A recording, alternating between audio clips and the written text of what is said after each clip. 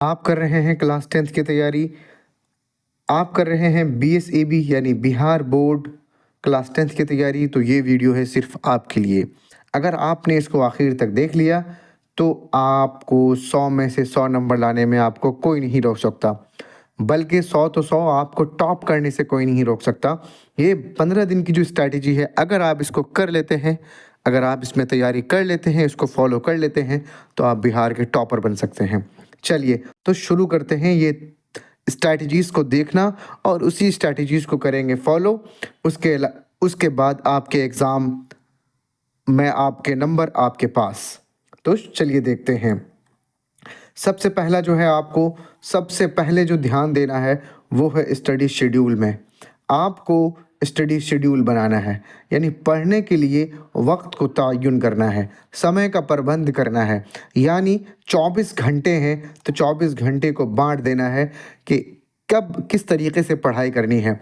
उस 24 घंटे में क्या करना है, सबसे पहले आपको रिवीजन करना है ऑल द इम्पोर्टेंट टॉपिक्स। उन सारे टॉपिक्स को रिवीजन करना है पर डे, यानी डेली रिवीजन करना है। जिन टॉपिक्स पे आप कमज़ोर हैं या आपको वो मुश्किल लगता है या एग्ज़ाम के दृष्टिकोण से या एग्ज़ाम के मुनासिबत से वो बहुत ही ज़्यादा महत्वपूर्ण और इम्पोर्टेंट है, उन टॉपिक्स को आपको ध्यान रखते हुए तैयारी करनी है और उसको रिवीजन करते रहना है हर दिन बिला नागा। और दूसरा ध्यान देना है, focus more on difficult subject और टॉपिक्स। हर उस सब्जेक्ट को ख्याल से और नज़रसानी करना है जो आपके लिए मुश्किल हो, या वो चैप्टर्स को देखना है जो आपको लगा कि मैंने टीचर से पढ़ाई नहीं करी है या मेरे लिए वो कमज़ोर है, तो उन सारे टॉपिक्स को मज़ीद आपको ध्यान देना है। इसके अलावा सबसे पहला था आपका उसको रिवीजन करना है पर डे, और जो डिफ़िकल्ट सब्जेक्ट है उसको ध्यान देना है। दूसरा है आपका प्रीवियस ईयर क्वेश्चंस, यानी PYQ, प्रीवियस ईयर क्वेश्चंस, यानी पिछले साल के जो सवालात के पर्चे हैं उन तमाम पर्चे को हल करना है। अगर आप हर दिन कम से कम 100 क्वेश्चंस को हल कर लेते हैं, तकरीबन 15 दिन का है तो 1500 क्वेश्चन हल कर लेंगे, तो यकीन मानिए आपका आराम से 100 में से 80 क्वेश्चंस उसी में से आपके पूछ लिए जाते हैं। अगर उसमें से नहीं होंगे तो उसी तरीके से होंगे, पूछने का तरीका कुछ बदल गया होगा लेकिन टॉपिक्स तो वही होंगे क्योंकि किताब भी वही है।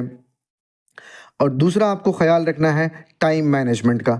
स्टडी शेड्यूल जब आप देख लेंगे, यानी स्टडी शेड्यूल में आप जब निज़ाम औकात बना लेंगे, वक्त को मुअय्यन कर लेंगे, तो उनको मैनेजमेंट करना भी बहुत ज़्यादा ज़रूरी है। ऐसा नहीं हो कि आप 7 बजे का टाइम बनाए हैं मैथ पढ़ने के लिए और आप ख़ुद सो के उठ रहे हैं 8 बजे, तो ये आपका मुनासिब नहीं है। तो इसीलिए जो स्टडी शेड्यूल आपने बनाया है तो उसके लिए टाइम को मैनेज करना भी ज़रूरी है।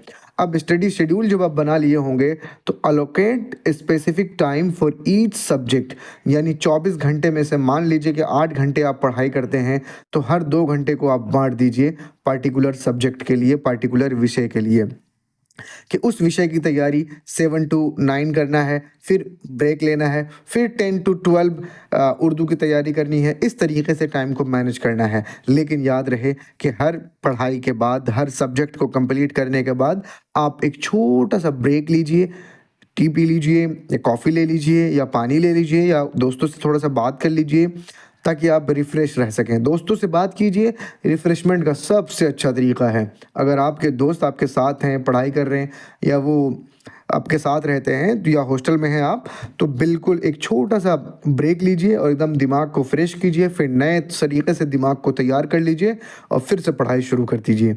तो आपको ध्यान रखना है टाइम मैनेजमेंट में कि हर स्पेसिफिक पर सब्जेक्ट को ध्यान से पढ़ना है। दूसरा ये कि टाइम टू टाइम ब्रेक भी, शॉर्ट ब्रेक भी लेना है।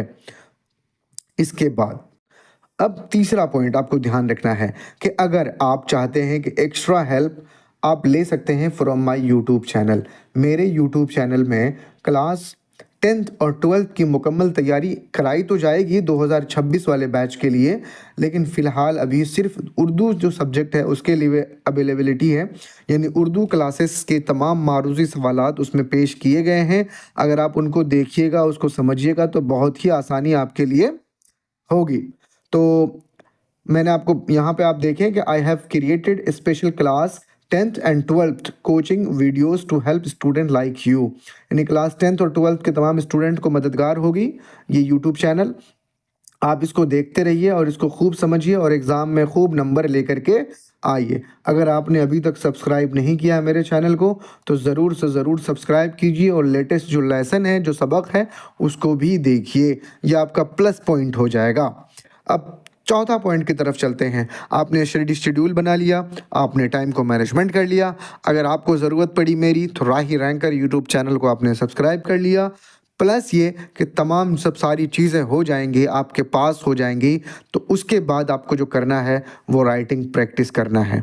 अगर आपको मालूम है सब कुछ लेकिन लिखना ही नहीं आता तो आप क्या करेंगे? तो इसीलिए आपको राइटिंग यानी मश्क करना है लिखने का।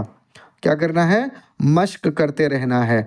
जो सवालात आएंगे या पिछले साल के जो सवालात हैं उसको बार बार अपनी कॉपी में लिखिए और लिखने का तरीका प्रैक्टिस राइटिंग आंसर नीटली, उसको एकदम साफ सुथरा लिखिए।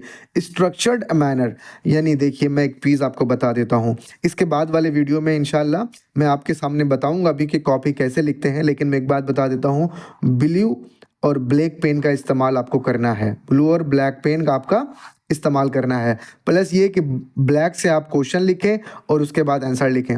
लेकिन जब भी आप आंसर लिख रहे होते हैं तो एक पहला वाला स्टेप या टैब, इतना सारा स्टेप छोड़ दें। आप किताब को देखें, किताब में जो पैराग्राफ लिखा जाता है थोड़ी सी जगह छोड़ के, उसी तरीके से मैं आपको कॉपी कैसे लिखा जाता है वो तरीका मैं आपको बताऊंगा, वो वीडियो आप देख लीजिएगा।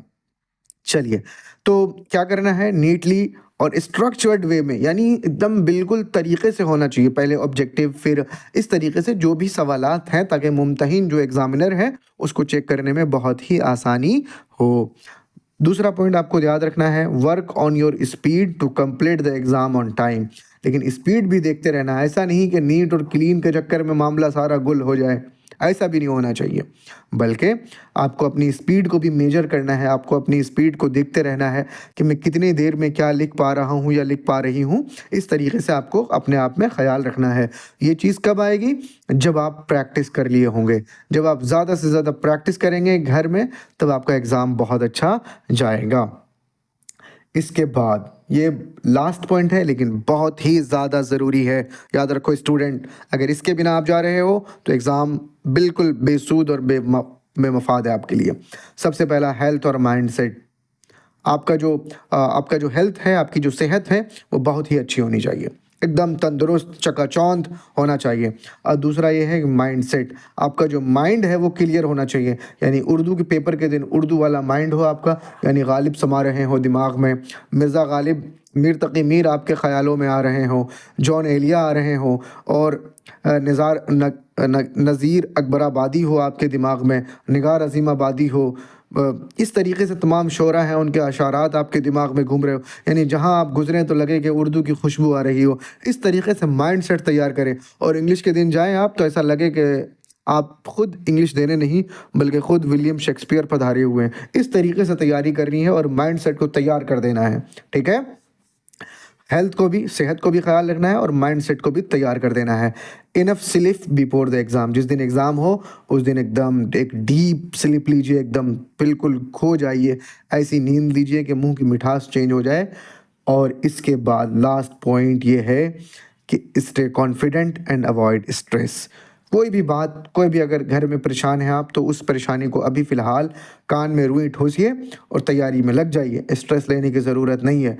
अगर आप अभी स्ट्रेस लेंगे तो ज़िंदगी आपको स्ट्रेस देगी, तो इसीलिए आप किसी का स्ट्रेस नहीं लें। वैसे भी आप टेंशन लेने के लिए थोड़ी बने हैं, स्ट्रेस नहीं लेना है, बिल्कुल फ्री एकदम एग्ज़ाम की तैयारी कीजिए और एकदम कॉन्फिडेंट रहिए कि आइल में मैं बनाऊंगा इस बार अपने एग्ज़ाम को बहुत ही ज़बरदस्त। कॉन्फिडेंट रहिए, एकदम होशियार, ज़बरदस्त, चुस्त चौबंद रहिए।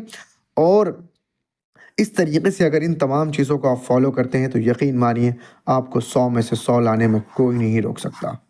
और यही एक बेस्ट स्टूडेंट की पहचान होती है। एक बेस्ट स्टूडेंट की यही पहचान होती है कि वो इन सारी चीज़ों को मैनेज कैसे करता है। ये तमाम चीज़ें जब आदमियों को मैनेज होती हैं तो बिल्कुल वो कभी भी परेशान नहीं होगा। तो थैंक यू सो मच, इस तरीके से फॉलो कीजिए। अगर ये सेट आपको पर डे चाहिए और इसको देखिए और अपने हर दिन को निखारिए तो इस नंबर पे आप मैसेज कीजिए, आपको ये PDF भेज दिया जाएगा। सॉरी, एक मिनट, इस नंबर पे आप मैसेज कीजिए और ये नंबर आपको जो भी पीडीएफ है आपको भेज दिया जाएगा। और इसके अलावा भी मज़ीद जो सवालात बने हैं उसके भी पीडीएफ आपको चाहिए, या आप ऑफिशियल ग्रुप में ऐड होना चाहते हैं, उसके लिए भी आप मैसेज कर सकते हैं। ठीक है, थैंक यू सो मच। खुश रहें, मुस्कुराते रहें, खूब सारी तैयारी करें, पढ़ें, फूलें फलें, आगे बढ़ें, मुस्कुराते रहें। Thank you.